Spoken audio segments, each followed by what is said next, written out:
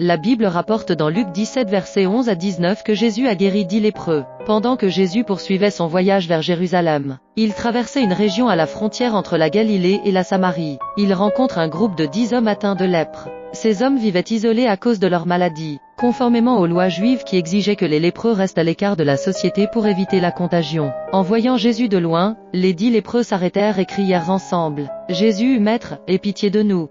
Ils avaient entendu parler de Jésus et de sa capacité à guérir les malades. Leur appel montrait leur foi, même s'ils se tenaient à distance. Jésus les regarda et leur répondit: « Allez vous montrer aux prêtres. » Dans la culture juive, seuls les prêtres avaient le pouvoir d'attester qu'une personne était guérie de la lèpre et pouvait être réintégrée dans la société, sans poser de questions ni demander de preuves immédiates de guérison. Les lépreux obéirent à Jésus et se mirent en route.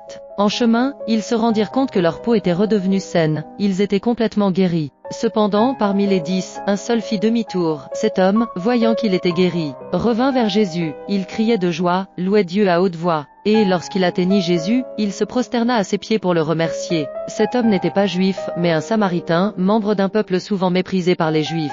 Jésus, touché par son geste, demanda: « Les 10 n'ont-ils pas été guéris? Où sont les 9 autres ? Personne ne s'est trouvé pour revenir et rendre gloire à Dieu, si ce n'est cet étranger. » Puis Jésus dit au Samaritain: « Relève-toi et va, ta foi t'a sauvé. » Leçon de l'histoire.